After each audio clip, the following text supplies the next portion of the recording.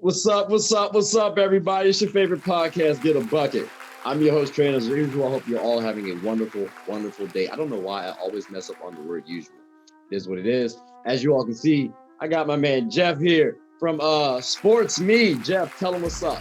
What up, guys? Thanks for having me. Love being here. And you know we're going to talk a little bit of hoop. Of course. The show's called Get a Bucket, and your stuff is called SportsMe. If we didn't talk about sports or hoops, we're doing a disservice to people. Jeff, is that a Boston Celtics hat I see on? I wish it was one of my Boston Celtics. This is some beach trucker surfing thing that my brother-in-law got me, but usually I have my Boston gear on, so don't worry. Okay. I thought it looked a little Bostonish. So I was like, all right, we might have something here because they know I'm a Laker fan. Subliminally, I didn't even think of it, but yes, you're totally right. Well, it works then, ladies and gentlemen. We got a Celtics fan here. We have a Laker fan. I swear to you, everybody is a Celtics fan, bro. I have two homeboys who are Celtics fans. One of my past interviews is a Celtics fan. We were just talking about it. So I feel like everybody just loves to talk about Celtics. You guys are big name. Even another interview I'm supposed to have, he's a Celtics fan. So I'm just like, dang, are there any Lakers fans? Can we get a Chicago Bulls fan out here, a Hawks fan? Somebody, give some disparity here, man. I know. I feel like I feel like you're not wrong. I feel like you typically you meet more Boston and New York and LA fans, right? And then everyone else is it's like they shy away from telling you who their favorite team is. It's like a Trump supporter. They won't tell you that they vote for Trump. I'm not a Bucks fan. I like the Yankees. I'm a big Yankee fan. Right. Wait, you're from Milwaukee? No. I don't like the Bucks. I hate the Bucks. I'm a big Knicks guy. That's tough. That's tough. That's tough. I don't want to talk too much on it because I'm from the Florida, North Carolina area. I'm a military kid. And I still claim Lakers, so it's a far ways away. But I still support the Hornets. Go out Hornets, and the Bobcats too. When they were the Charlotte Bobcats, let's not get it twisted. I love the new look Hornets or the new look Bobcats. I prefer the Bobcats over the Hornets. I like the new look Hornets. I like what they're doing. I like Melo. He's going to be the rookie of the year for sure. And it doesn't even matter what Braylon Edwards does. Wiseman is not going to happen. Wiseman missed too many games. I thought he was still going to be in the running, but I always thought Melo. I actually am surprised Bol did not do more than what he's been doing. I was really hoping that Bol was going to be able to come up on Denver and help out, especially since they lost Jeremy Grant. I was really pulling for that. But LaMelo was easily my next. I thought he should have been taken first, to be honest with you. The problem is I like Bol's game, and I did at high school, and then Oregon. It didn't work out because of injury. Mm-hmm. He's too skinny, and he can get pushed. Dude, the NBA is the most physical. Is so physical. It's physical. And the Joker plays so much basketball. He plays so much. Every minute he can play, he's playing. Malone hasn't been. Then you have what's his name? Oh my God, what am I trying to play? Then you have you have Porter, you have JaMychal Green, you have JaMychal, and it's where are the minutes, right? You got Paul Millsap, where are the minutes? I think he can outperform JaMychal Green. He can. His potential Maybe is a lot better, and he can be a better defender. He's still got that length, and he's mobile with it. But to your point, though, JaMychal Green is a little bit stronger, a little bit more physically capable of handling the NBA players. And maybe Bol wasn't. I thought he showed some promise last year. I think that's why they signed him, though, right? Because it's they needed another good veteran presence who can shoot from the wing and is bigger. That's what those are the best basketball players in the playoffs, right?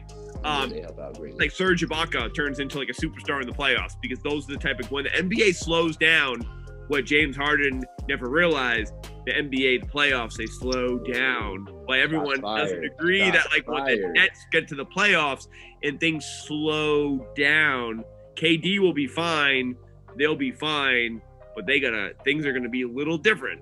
I know I just went off. I just brought up the Nets on a conversation about the Hornets somehow, some way. But guess what? It doesn't matter because the NBA this season is great and there's lots of shit to talk about. No, it is. It definitely is. People, Jeff will be trolling on the Nets. It's cool. It's fine. He is a Celtics fan. Remember that. And one of the biggest threats to the Celtics, one of the biggest threats in the East is the Nets. So he got to throw a little jab in there. I'm not anti-Nets. I'm 100% validated by all my SportsMe battles.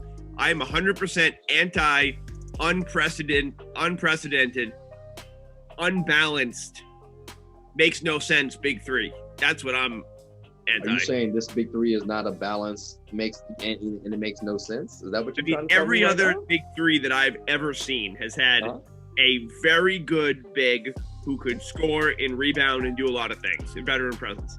Then you have one, maybe a guard, and then you have like a big power forward, small forward-ish type of player. LeBron and Dwayne Wade were able to play like best in the NBA defense and best in the NBA offense. Ray Allen was best in the league shooting. KG was defense.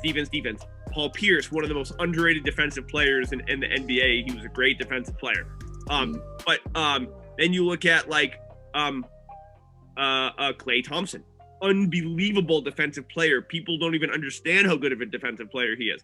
Steph Curry is a better defensive player in terms of like steals and metrics than people give him credit for. And KD obviously was the bigger guy, but he was playing with two guys who don't always need the ball, but they're also the best shooters in the world ever. So they shoot it, but they play off the, like no one plays off the ball better than Klay Thompson, right?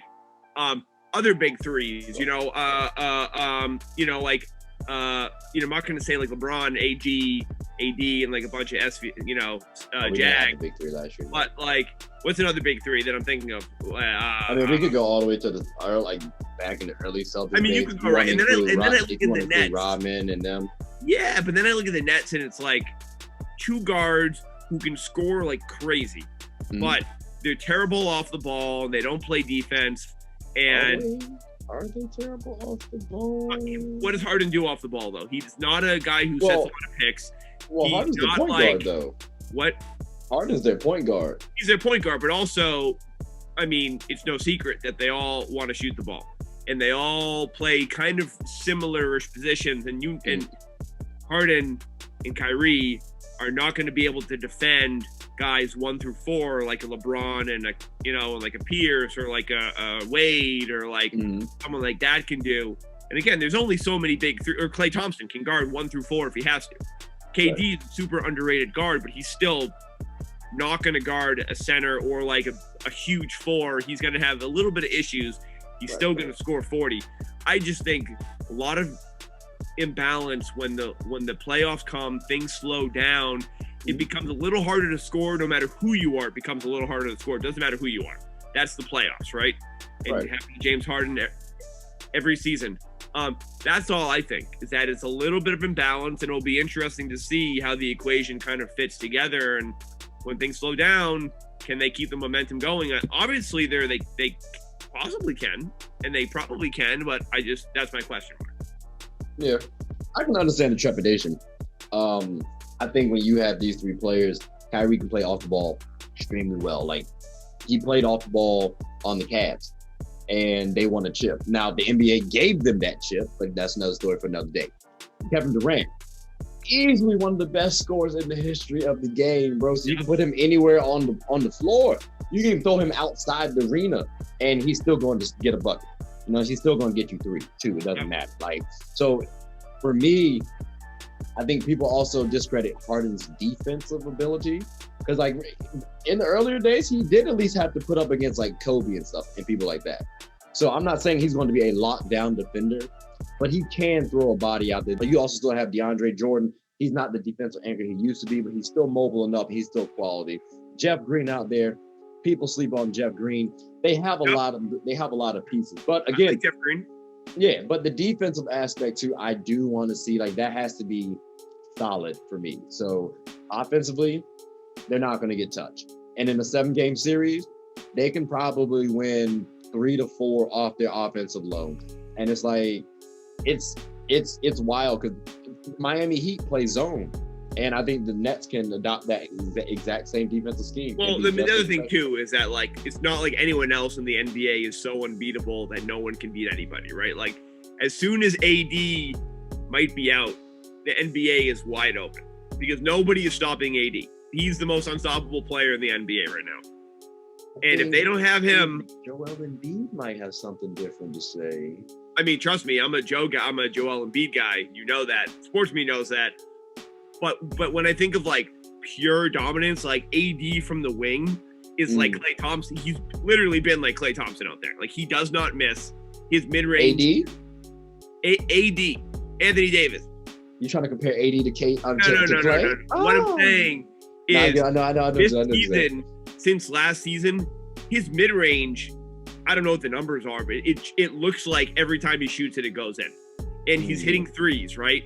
And he's so good down low. His turnaround jumper is like you're 6'11", your hands go up to like 13 feet tall. It's like, who's gonna stop that? High release point, yeah. And him and LeBron are too much. And so if AD is out, the Lakers aren't even they're gonna struggle severely. So in that case, sure, the Nets could win the title, right? Like, I think anybody's game. I think they could win it even with a healthy Lakers team.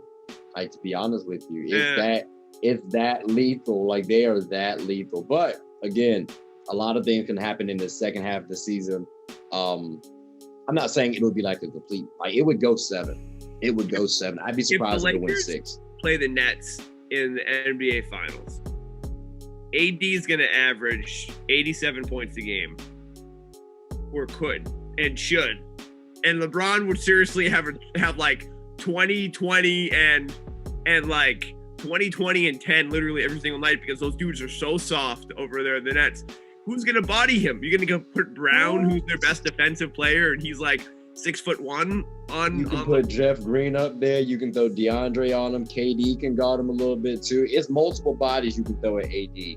Like, it's got to be the Lakers supporting cast, because what you're telling me is Anthony Davis and LeBron James are going to outperform Kevin Durant, James Harden. They also have a lot of good defensive Irving. players in that team, and through good shooters and defensive players. So streaky shooters, and they're deep. But the difference between them and the Nets, and you're not wrong, is I know that there's 2 of them and there's 3 of them over with the Nets. Is they're so big, right? LeBron is so physically big. He's a 1, he's a 4, he's a 5. AD is a 3, he's a 5, he's a 4, and he's shooting, and he's clutch. And like that team, they just like, there's so much balance. There's too much balance. That's why it works. It would definitely be a good matchup. I think it would be one of the better matchups that we've seen. I think it's actually, like, it's personally a fan favorite for me, like a favorite for mine, because I think it answers the question, who is finally better between LeBron James and Kevin Durant? Because this I didn't even know that was a question. Is that a question? No. I think career-wise, Bron has him. That's not up for debate, really. But like talent-wise, if you look at their teams, whoever was on the better team usually wins. And in this case, this might be the most equal it's been. Yeah, you mean between the 2 of them? Between the 2 of them, between LeBron and KD. So finally, even though Bron's 36, he's still a freak of nature, and he's still hooping. He's the MVP candidate. So it's like, that's a fair matchup now. Because usually KD was like on the OKC team when they lost against the Heat. Yeah, he still threw up 30. So he did his role. And, I've always said Harden definitely choked at that moment, because I think he wasn't averaging 20 points. He was averaging close to 10. Yeah. So it's like, now everyone's on par. I want to see it. I want to see it happen. I know. Worst case, Clippers. Worst case is the Nets versus the Clippers. Outside of that, I don't care to see. I don't want to see Giannis. It's gonna be horrendous. I don't think it's gonna work. It could be the Celtics need to make moves. I know we're gonna talk about the Celtics, but they need to make a move or two. But it could be them. It could be, I hate to say it, but I have said this for the last 2 years. All Philly needed to do was get Joel the goddamn ball, and they would be better. And what did Doc Rivers do? This is a new team. This is a team that's going to get the best center in the NBA and maybe the most dominant player. We're going to get him the ball because your last coach didn't get him the ball as much as he should have got. Exactly. Just talk about imbalance. I mean, there's never been a more imbalanced team than the Philadelphia 76ers. And and you know, but Joe, it's working this season. And I think Seth Curry is making, Seth Curry, that's the difference, is making Ben Simmons, him and Green are making the difference. They're offsetting. We talk about balance. They're offsetting the massive dysfunction of the Embiid-Simmons relationship, right? And it's working. It's working. They're not the best team, and like Joel can go off any single night, so you can't stop him. And Ben Simmons is like a top 5 defensive player in the NBA, and he's huge, so he can stop. Like Ben Simmons could stop Harden or Kyrie, and be really tough on them. Yeah, I'm saying just tough, right? Like, you can't stop guys like that, but you can only hope to contain them. But like Joel Embiid would score 100 points in that game. He'd score 100 points. He literally would score 100 points in that game. And KD would foul out in like 6 minutes against the Nets. Because DeAndre Jordan's going to foul out in like 15 minutes. KD's going to foul out like 6 minutes later. KD's going to be out. And Joel Embiid's going to score literally 100 points in any of those games if they get him the ball. He's not actually going to score 100, but he should, because no one on that team could stop him. And then after that, though, I don't like the Bucks. I don't like the new Heat. I really think it comes down to the Nets, the 76ers, and the Celtics. And the Celtics need to make a move before I can even put them in that conversation. I know that. I admit that. And I'll drop that on SportsMe after this, that I admit that. But I do admit it. And then I just don't see the Bucks doing anything, or the Heat. So I agree with you. I think it's going to come down between the 76ers and the Nets. I think that's who it's ultimately going to come down to. I think you guys are kind of in a retooling mode. I think next year you'll be a little bit better. If you keep Brad Stevens, I think he's going to put a little bit more fuel to the fire. Maybe Brad switch Stevens up a few things. Anywhere. Some fans think he should be on the hot seat, champ. I don't know. No, he's a great coach. Solid coach. But remember, Mark Jackson was a solid coach too. And then he got the boot. And then Steve Kerr came in, and then... I mean, I could coach that team to a championship. Which team? The Warriors? KD, Steph Curry, and... No. Steve Kerr came before that, though. Remember, he came there the 2015 Warriors. So they let him go early on. And then they brought in KD like 2 years after. So I think you guys could be in a similar scenario. Danny Ainge is not really happy, right? But you do have two budding stars in JB, that's Jaylen Brown, folks, and JT, that's Jayson Tatum. I have a quick question for you, since you're a big Celtics fan. Who would you rather have? I mean, I'm going JT, but I do love JB. I love them both. I'm going to say JT because he's the more skilled player. But JB showed me that, like, he's out of this world, right? He also, like, the two of them are so good. The only difference is the areas where I've seen massive improvement this season to make them more balanced is Tatum has become a prolific passer and assist guy when he wants to be, when he has to be, because if, like, Marcus Smart has been out, if Kemba's not dropping dimes, I mean, we've all seen, like, Jayson Tatum get a couple triple doubles, a couple, like, 6 to 8 assists. And Jaylen Brown's shot, like, his shot is so money now. From three, almost everything goes in. From mid-range, everything goes in. And Jaylen's just, like, assertiveness to, like, go to the hole and take it strong is just a powerful move. This team, man, this Celtics team, all they need to, if they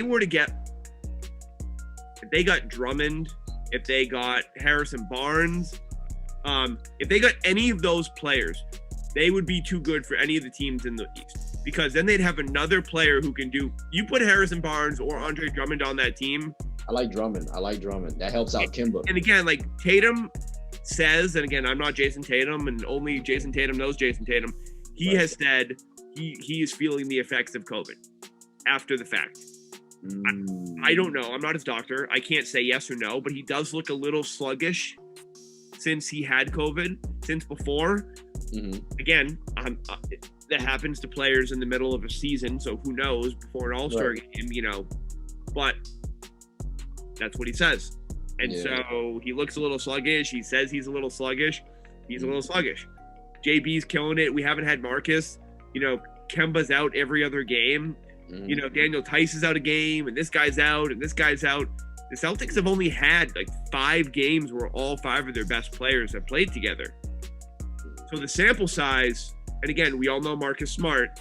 It never shows up on the box score, but the dude can guard anybody. You talk about someone who can be a pain in the ass for James Harden or a Kyrie. I'm not going to say stop them. No one stops those two. Right. But you can make it really hard for them to do well, which takes away a lot of their defense. Again, when you have no defense and you take anything away, it kind of makes it even less than 0.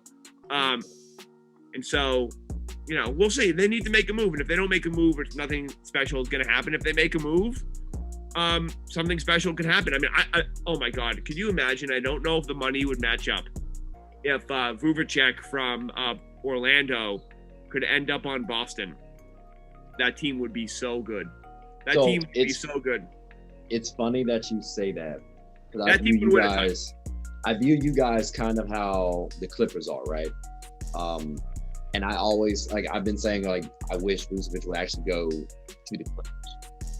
Especially if you can keep him. I don't think they have the money for that. Well, no, they don't. Not at all. But if you guys could somehow finesse him. We have the TPE. Exactly. So maybe you could do that. I also want you guys to explore Drummond, though. I think Drummond, he gives you that big body. He can bang with Embiid. He can pass the ball. So that helps out with the playmaking as well, allowing JT and JB to focus on the scoring when they need to. Yeah, but Vuvacek is also a really good defensive player, and he's a bomb offensive player. And the dude can hit from 3, and he's a good passer. That's the type of team that I like. You put him with Marcus, who's a phenomenal passer, Kemba, Walker, Tatum, and JB. That team is just scoring left and right while also playing good defense, top 5 defense. That's a team I like. I like Drummond. I like Harrison Barnes too.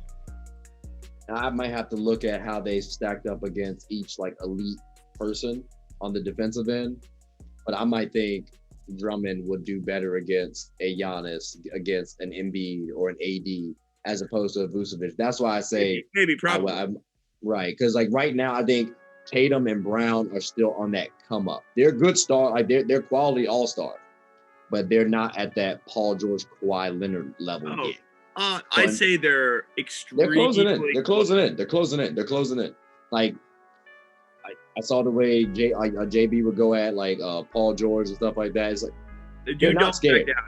They're not scared. But everyone else has to remember that when it comes down to the playoffs, Kawhi Leonard has shown that he's the best player in the NBA. Because not only and the reason I say that is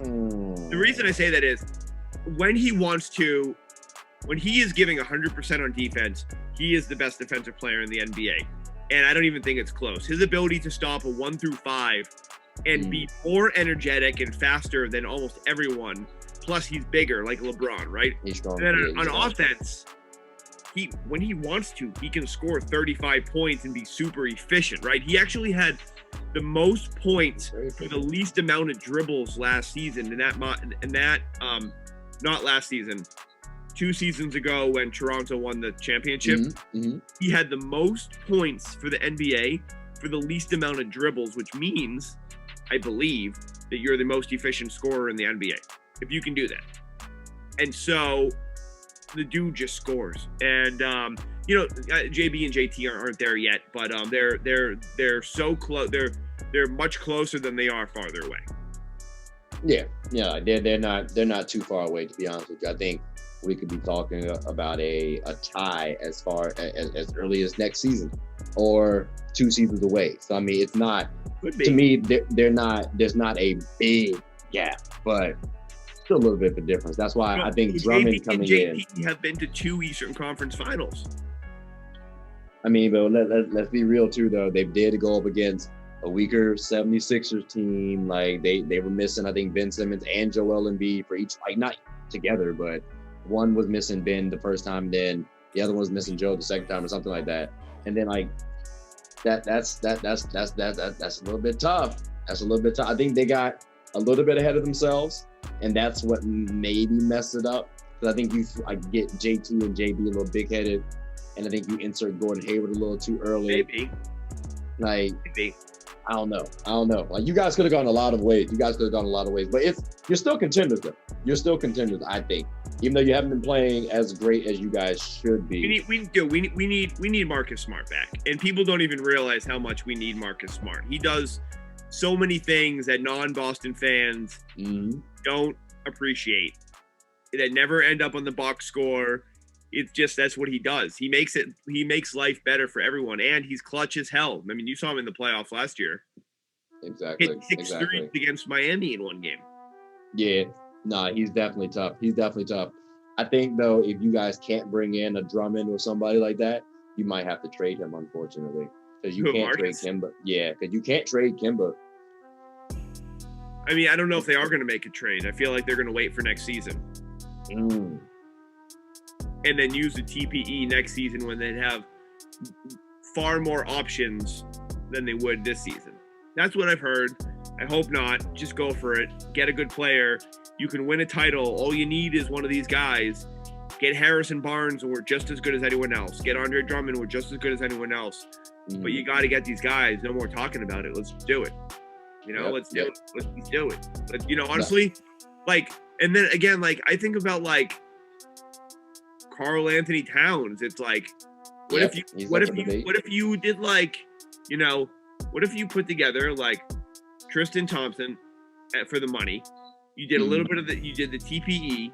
You did, like, a Peyton Pritchard, and you did, like, a bunch of first-round draft picks.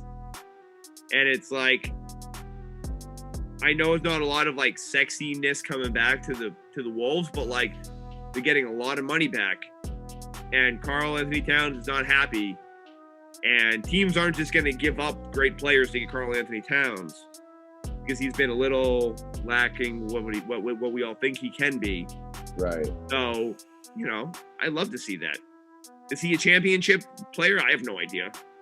I wholeheartedly believe Cat could be a top 5 big in the not in the East. I'm sorry, in the league. He's that talented to me personally. Yeah. It's just tough because he's had different coaches. The team's just flat out not been that great around him. It's tough. Like, Joe has been, AD has Braun. Cat has D'Lo. And I love D'Lo. It's just Ben, Braun, Harden, like, he can't compete. You know what I would love? You know what would be an amazing trade? If the Celtics could somehow finagle their way to Drummond and JaVale McGee in the same trade, and the Cavs would still have Jarrett, who's their center of the future. Right. They still have backup. They still have Larry Nance Jr. So that's a power forward, though. I think they might want to keep JaVale. But if y'all can finesse him, though, I like JaVale. I've always liked JaVale. People have been hard on him for no reason. They need, like, a long ass dude to just get those rebounds and those swats. Well, we have Williams, who's amazing. I love Williams. Williams. He has been showing up a little bit more. He can play. The dude can ball. The dude. Maybe ball isn't the right word, because he's not gonna, like. The dude is just a physical presence in the paint. And on offense, he's able to do a couple things that are disruptive. So he can't start. But if you can get, like, a Drummond in front of him, oh man, or like a JaVale McGee next to him. It's funny. I actually see Williams being like a what's it called? He's on your team right now. I cannot. Tristan Thompson. I can see him being like a Tristan Thompson, that double guy. That's all you really need from him. You just need him to be that defensive presence and give you at least 10 on the offensive end with 10 boards. Like, that's all I'd expect from him personally. Yeah, I mean, I love Tice. Tice is so underrated. If you can Tice is underrated, but he's short too, though. He's 6'8". Like, he can't go up against the big totally. That's why I'm saying, if you have Tice, if you had Tice, JaVale McGee, and Andre Drummond, like that's a really great front court. That's quality versatility there. And Tice can play with those players. I can play with Drummond, and then you can throw JT at the 3 still, and JB at the 2, or you can put JT at the 4, JB at the 3, and you want to go Marcus Smart at the 2, and then Kemba at the 1. So you guys would be very versatile. You have some pieces still. You have some moves. I think people are getting a little bit too antsy, let's make moves now. Like, I don't know. Like, it's weird. People also throw teams under the bus and out of it so early when those things shouldn't happen. Like, the Celtics will be fine once they get Marcus Smart back and they start to just like digest and like take in the season and just like get back to where they were playing and get back to defense, right? Yeah. They'll be fine. They do need to make a trade, so we'll see what happens. And Peyton Pritchard has been amazing off the bench. 3-point shooter. The dude shoots a super high clip. Love him. Exactly. You guys have a lot of resources. Simi, Peyton, what's his name? Romeo Langford, Carson Edwards, who I think people are sleeping on. He's a good shooter. Taco Fall. I mean, I love Williams from Tennessee too. Yeah, Grant Williams. So it's like you guys have a lot of players. Like, answer me this though. Why is Taco not getting more PT? Don't ask me. I think he should play 20 minutes a game and he'd have 40 points and 20 rebounds. That's GOAT level. No, you do know, like, I hope everyone watching knows that this dude has the best statistics in NBA history per minute. He does. He literally averages, like, per minute, more points and rebounds and blocks than anybody else in NBA history. But he only plays, like, 2 minutes a game. I'll have to I didn't hear that before. I'll have to look that up. Gracious. Because think about it. He comes in, he plays 4 minutes. He scores 4 to 10 points. He has 4 to 6 rebounds. Right. And like a block or two. And maybe a steal, because a block that didn't turn into a block could turn into a steal. Right. Those are crazy stats in 4 to 6 minutes or less, right? In 2 minutes, the dude could have 4, 2, and 1. And that's unbelievable stats if you average that in 2 minutes a game. Yeah, so, that would be hey, I think they should play him more. Like, especially adding that length to a Joel Embiid, to a Giannis. Like, that forces Giannis to shoot the ball. I'm okay with that. If Giannis and the Bucks beat us by Giannis shooting, I'm okay. Well, think of it like this, right? Think of it if you were playing the Nets, right? And you had KD as like in small ball. So DeAndre Jordan is out, right? Right. They have no other bigs. So you have like Jeff Green, and then you have Kevin Durant. And I'm just being hypothetical with you right now. Right. And you have JB, you have JTM. So Kevin Durant has to guard one of those two. Jeff Green has to guard one of those two. And you have Taco Fall, and they just lob it in to verse KD or verse whoever else is on that team other than DeAndre Jordan. What do you think is going to happen? It doesn't matter how good KD is or who his name is.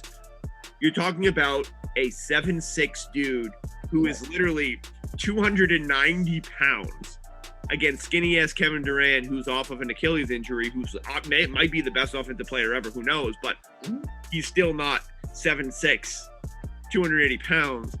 Taco's literally going to score every single time in the paint, and all he has to do is put his hand up with the ball and put his hand down, and it will go right into the basket.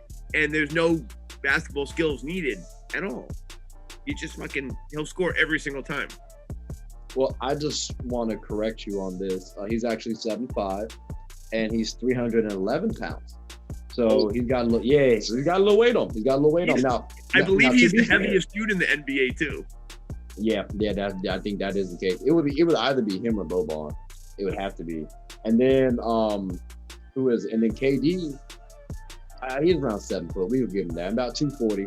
But his wingspan though, like you say lob it up, like I think KD would be able to block that a little bit. He's a little stronger, but that would be interesting. I think for the mobility standpoint. 7'5", whose wingspan is the size of a fucking sequoia tree. Like, yeah, but KD no short guy out there either. Like, I know, but the difference between 7'3" wingspan and 8'4" or 9 feet is a totally different beast. I don't think his wingspan is just 7 foot, bro. Like he KD lanky, but to your credit, it will cause a little bit of havoc. Now on the defensive end, that's where I would be worried about Taco. 100%. Like, yeah, you gotta. I'm just imagining it. Like, excuse me. Oh my God, Taco, no, don't fall. Like that's all I'm gonna be thinking. Well, that's why he doesn't play. That's why he doesn't play more often, because guys in the NBA are way too skilled. They're too good at shooters. The pick and roll will destroy. Will own him every single time. You can't play zone defense against teams that can shoot.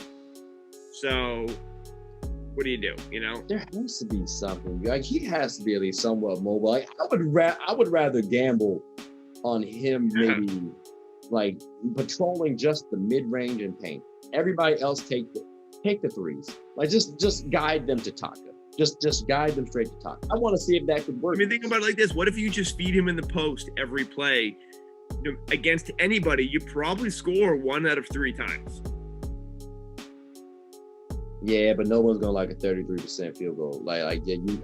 You want to get like 50% as close as possible. 100%. But I know what you mean. I know what you mean. He's a good player. I think you should give him at least more minutes than what he's been getting. He's a good asset. Like that's 7'5". You can't teach height, bro. You can't teach. Even Boban got played a lot more than this. So I mean, Boban's great. Hey. Now look, how about you think your man Ryan might try to come out of retirement and play on these Celtics? I mean, Ryan's a little old right now. He's lanky though. He's lanky. Give him about 5-10 minutes somewhere. Give him about 5-10 minutes. Yo, people don't know. When Ryan was on Dallas in the playoffs, he played great. Mm-hmm. And he played great with the Grizzlies. Mm-hmm. He never really got a chance to thrive and be the player I think he could have been, which was an amazing defensive backup at center who could come in and play great defense, help with the pick and roll because he's super versatile. He's not some lanky dude. He's kind of a beast. And offense, like putbacks, and just like when he was on that Clippers team, and they were just like, they weren't the best team and they weren't going to win the title, but they were fun as hell. They were fun as hell to watch. They were contenders. Like, and they were ferocious. And Ryan, offensive rebound. The dude was ferocious. I could probably take him one-on-one, but no big deal. We're talking about Ryan Hollins for those of y'all who might be a little curious what happened. No, he won't even play me. He won't play me. Oh, Ryan Hollins. I don't think he plays with real. Ryan, we're calling you out. I don't think. No. I love Ryan. I love Ryan. I got you. I think he doesn't like to play with the everyday folk. Okay. He won't play with the non-NBA player, and I don't blame him. Right. That's fair. That's fun. It's a lose-lose. Like, what happens if I go out and I start draining threes? I mean, you're doing what you're supposed to do. I don't think it's a lose-lose, honestly. I think let's say you go out there and you win. Is he really playing you as hard as he wants to? Like, let's be real here. Like, you know what I'm saying? Like, if y'all, especially if you're just shooting, like he's just letting you shoot the ball. Like, did you really beat him? Like, yes, you did, but did you really beat him? Like, did you really guard Ryan Hollins on the block? Like, I would love. How much would you pay to watch like some random dude in a pickup game? That would be hilarious. Play like someone ferocious, like Patrick Beverley. Oh, I'm dogging Pat. Pat, see me. I would pay to watch that happen. I would pay to watch some over 35 league big guy who's like 6'6", big dude in the league, big really Baby like Davis. play. Big Baby Davis. Oh, I was gonna say like have him play against Joel Embiid and see what happens. Oh God! I thought you were trying to go the regular person. No, I'm saying like funny matchups that would be just like incredible to watch, like the everyday player go up against like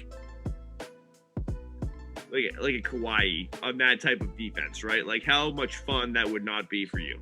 No, big facts. There's actually this show called My Wife and Kids. This is a little spoiler because it's going to be an actual post, but it's with Damon Wayans, and he brings on Michael Jeffrey Jordan onto the show.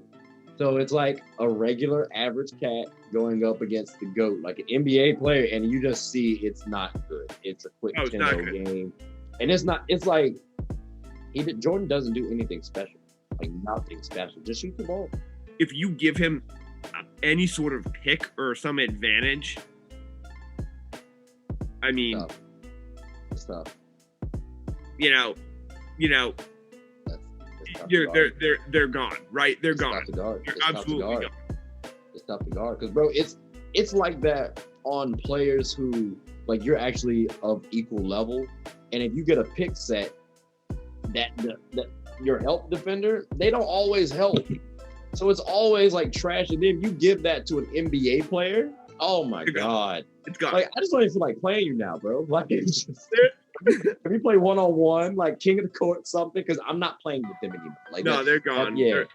They're absolutely gone. Absolutely gone. So I guess the moral of the story is don't play basketball against NBA players, but you should also play basketball against NBA players. I was about to say, I would definitely. I'd love to lose one-on-one to LeBron. You say you would? I would love to lose one-on-one to LeBron. It would be so fun. Oh, I'm beating Braun. I'm sorry. I'm not even gonna say I'm losing. Probably would. How would you beat him? What would be your game plan going into that 1v1? Talking about SportsMe 1v1. What would be your game plan? I think first I got to start with the right knee injury, and then work my way over to the left ankle, and then. So you do it? No, wait. I have no idea. You thinking crowbar or bat or I was thinking foot, because you got to remember too, you got to keep it on the court, so it would surprise him the whole time. It just catch him off guard. And then if not, I just like my fault, and just just, my bad. That hammer came out of my pocket. I didn't even see it going. Right. I thought I put that up in my other pocket. My bad. My fault, Cam. No, that'd be crazy. Now, speaking of SportsMe. And again, we talked about this before, so this is going to be your segment. If people tuned in right now, Jeff, I want them to feel like this is your show. So that's how much I want you to talk about SportsMe. So, but before we say that, ladies and gentlemen, I actually do like the app SportsMe. It's actually pretty good. Now, I'm the type of person where I like something. You just like me, you love it. You don't like it. You love it. I love it. I do love it. I actually can't say that because look, there's times where I'm like really big on something, and then I'll stop doing it after a while, and it's like a month or something like that. And it's like with this, even the week when I was telling you, like, bro, I fell off, but like I came back. Like I did 2 posts a day just casually, and it's like you get to have that good interaction with people.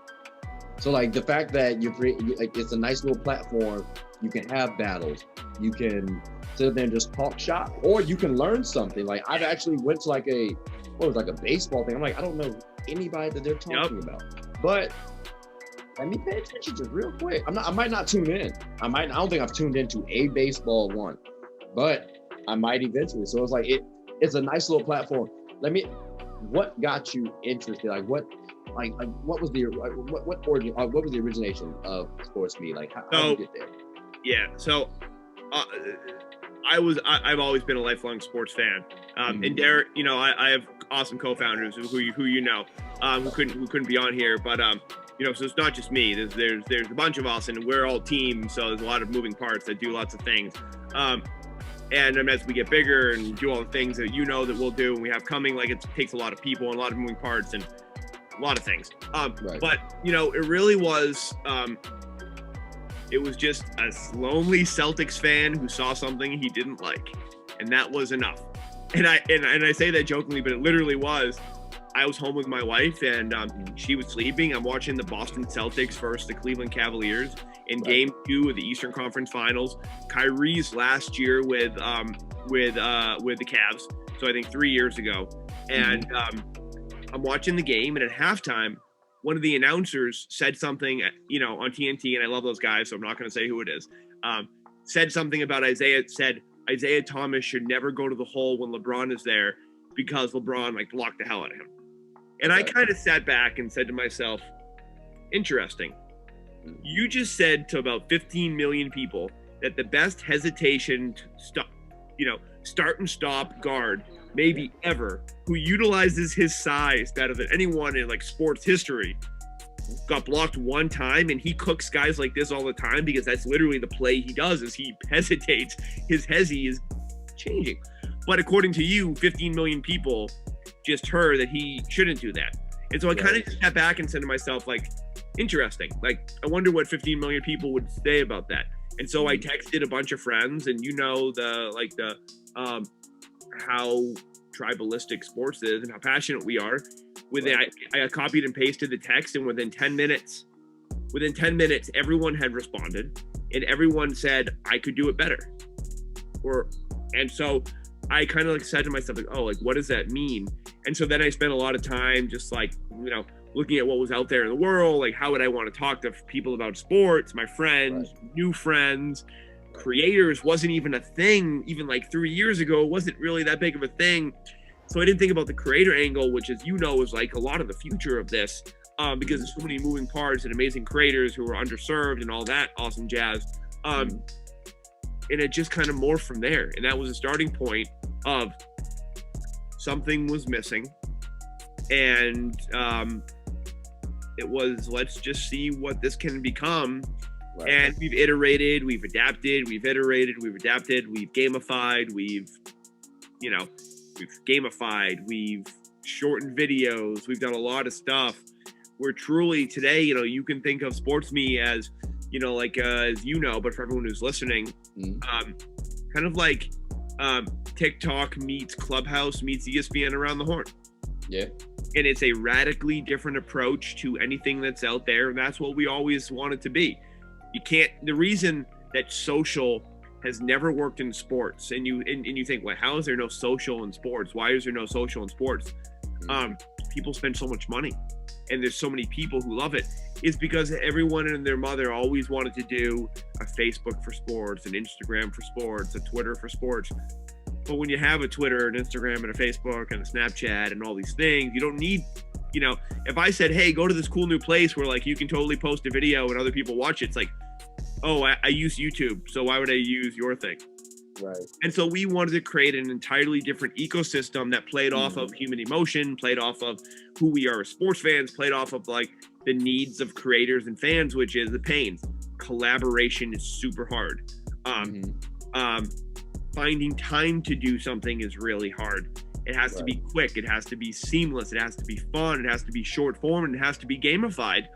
And that's just kind of like the beginning. And, I can't talk about a lot of the stuff, but just we're friends now.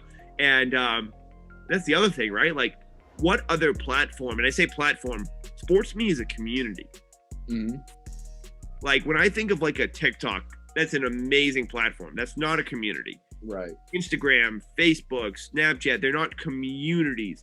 Twitch is like a little bit-ish of a community, but not so much. Next door, the neighborhood app, is totally a community. SportsMe is a community. Like, people make friends who they've never known. Yeah. You talk about the Celtics and the Lakers once with a person, you're like, oh shit, that's Jimmy. I know Jimmy. Like, that dude just dropped the battle on the Lakers. You've never met Jimmy in your life. You've never seen Jimmy since yesterday, but you know him now. You've seen like the face-to-face, and it's real people, real conversations. And for anyone who's listening, literally 30-second sports videos. Call it a hot take, call it a debate, call it trash talking, call it questions and answers. But it's more than that. I think of it as like, you create a battle or you join a battle. And if you want to join a battle, you hop in anytime, and you're going to find conversations left and right that anybody, it's not elitist. It's not, there's no, barrier to just be part of a conversation that you have interest in. And if you don't have interest, swipe. If you don't have interest, swipe. If you do have interest, maybe you watch. And what's cool about SportsMe, what we've realized is NBA fans are using SportsMe to find out basketball info because it's cool and it's relevant. And they'd rather hear about that from someone like you or me or Jimmy or Susan or Kimmy or Fantasy Football Lord or Mike on the Mike Sports or What Off Season or This Just In or amazing creators, Fantasy Peacock, because they resonate. It's like them. It's like someone who looks and talks and is like you, instead of like that 65-year-old man on like a major network who wants to tell you why UConn beating Michigan is cool. And we just do it differently. And that's kind of the turning point to what we think is coming. And there's a lot of stuff we got to do. And it's a lot of hard work. And every day is kind of a challenge. But at the end of the day, I really do sit back and say, shit, like, I think we're on to something.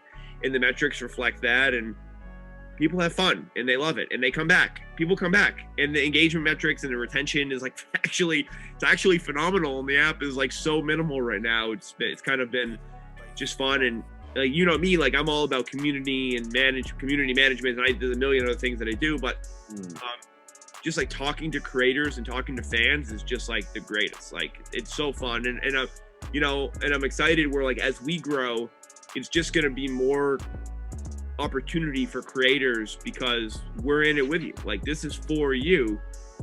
And so that's what SportsMe is. And everyone here should join SportsMe because in a couple of weeks, it might not be so easy, but I can't tell you what. That's G14 classified, ladies and gentlemen. That's G14 classified. Cool. No, I got to say, like, bro, the community aspect is pretty dope because, like, I told you I was on I went on Thomas's podcast on like TV on basketball. Yeah. And like, it was a good time. And then it's like you see, like, bro, you know, he's been bringing other people on the shows too. Like, oh, we're all just out here connecting really well. Like that's like it's nice because at the end of the day, we all just want to talk sports, right? Like I think that's the main thing. So it's like I don't care about the glitz and the glamour. That's nice if it comes along. Like the accolades and stuff, that's nice. But my overall goal is just I love talking sports. When I was a kid in the barbershop, talk sports. On the playground, talk sports. In college, it's just always stuff.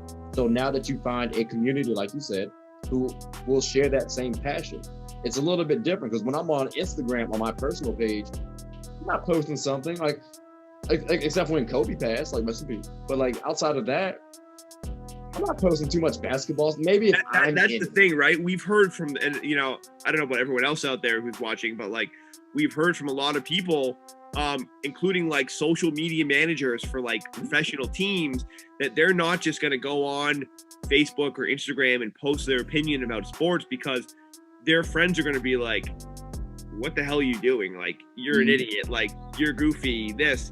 And it's just about every platform has a different behavior. LinkedIn, right. TikTok, Snap, Instagram, you know, Twitch, they're all different behaviors as a SportsMe. Like you come in here ready to like just talk and have friends, or just like the entertainment aspect of it, where you want to like be entertained and just watch like fun debates, and some of them are funny. Some of them are so stupid and there's so much bias that it's like the funniest, most ridiculous thing. And you're just like, wow, this is actually like where real people talk about, right? Like I'm a Celtics fan. I think they're going to go undefeated the rest of the season. Jayson Tatum is going to get MVP and JB is going to be a Hall of Famer. And they're going to win every game by 20. And, you know, Jayson Tatum's going to dunk on LeBron to win the NBA Finals in Game 7. And, you know, we all have those assumptions. We all think we know what we're talking about. We all think we know who's going to win the game or cover the spread or hit the over-under, but we love talking about it. Exactly. And the way that we thought like the delivery of that should be very different. And so like not competitive with anything. Like SportsMe is a small piece of like this ecosystem of content where you can content creation, and it makes everything better. And that's another difference, right? People use SportsMe or should use SportsMe just for the ability to create and be like a content creation hub with other creators, and then go move that to any other platform. We obviously have to put in the tech to make it easier to take it and then put it somewhere, but that's coming. And then we have some really cool ideas about what's coming. But you know, there's some fun stuff in the works, and you know, see how it all unfold. I hope I have some things to say in the next couple weeks. Would be pretty great. Hey, so ladies and gentlemen, what I'm hearing is You need to open up the apps and download SportsMe. Like it's that simple. It's that simple. Just download it. Give it a shot. And I promise you, you'll enjoy it. Especially if you're a sports head. Especially if you're a sports There's head. no Like, and doesn't if you're a creator, no question you'll love it. Like definitely. that's a 10 out of 10, right? Yeah, no, definitely. And then it's even competitive too. There's a point system. So it's like Which is changing, but yeah. Right. So I mean, like, and that's good too that it's changing constantly because like you're adapting, you're learning, you're making it better, you're improving it. I don't know if making it better is the right word, improving it, because it's already good. It's just like tweaking every once in a while.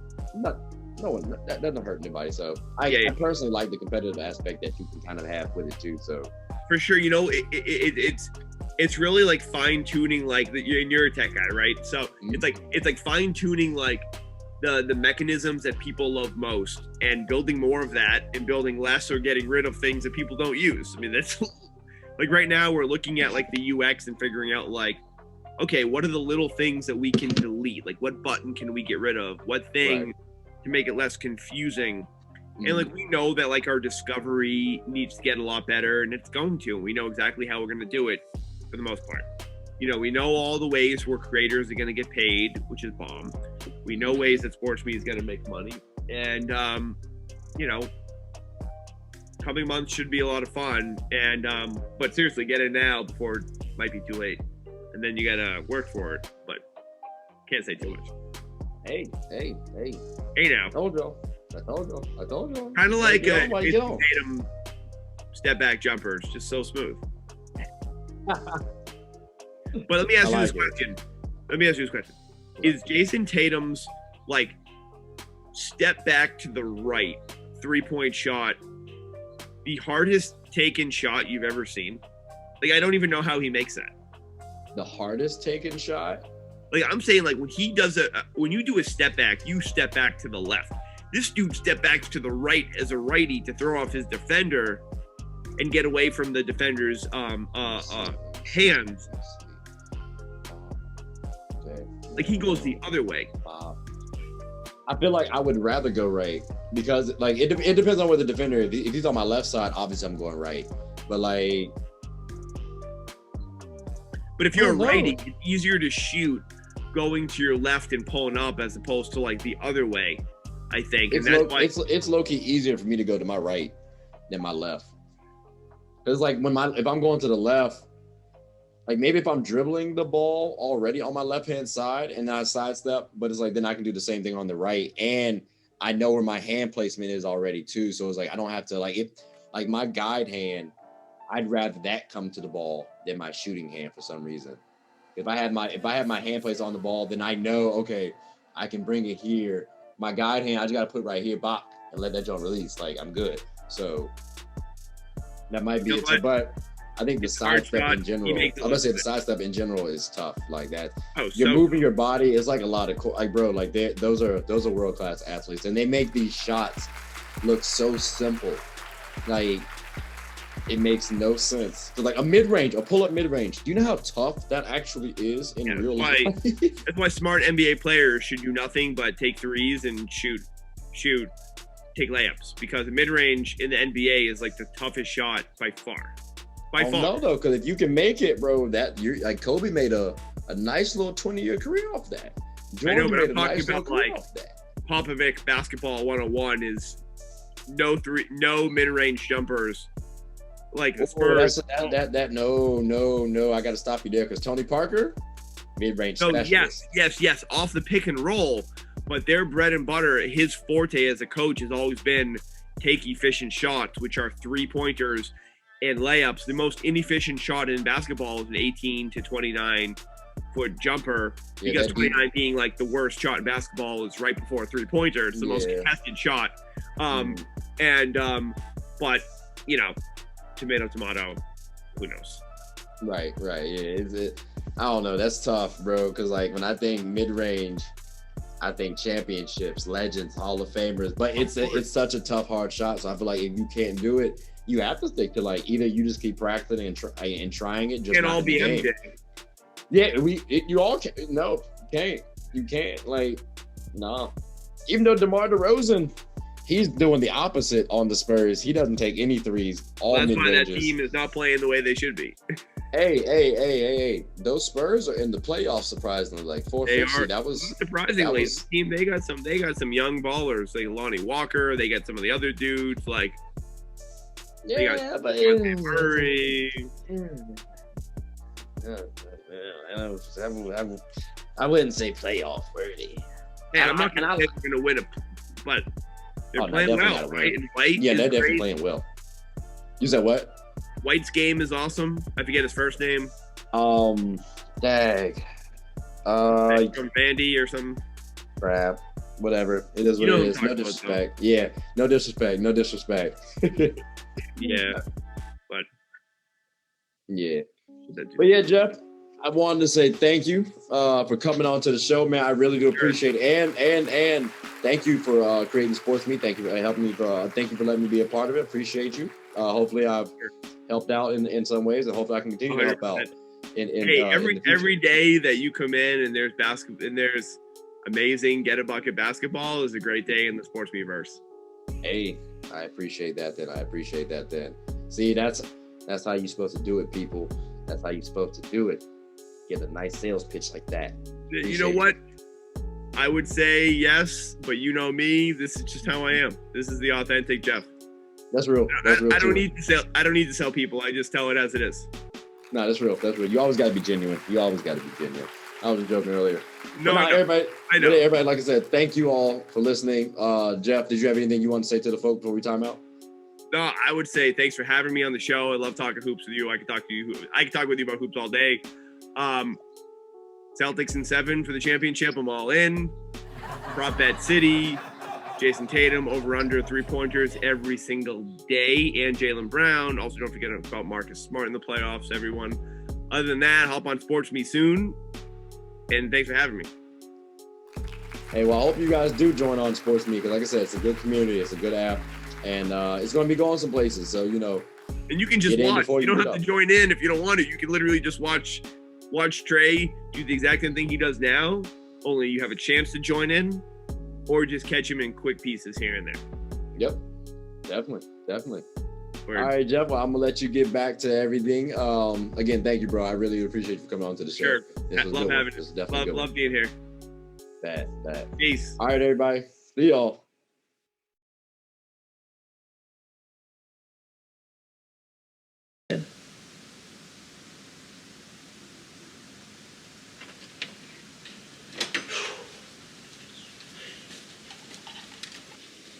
Oh, I did not know you guys were still here. As you can see, we're at the back end of the show. No pun intended, but look, hope you all enjoyed it. And before you go, please subscribe to the YouTube channel, follow the IG account, share the content to anybody who's anybody. And most importantly, leave your thoughts and comments below. But I got to go back and play Buddy in 2K, so let me unmute him real quick. Excuse me. Hey, boss, I'm back. Nah, you better catch this word. You know we get buckets around here, kid.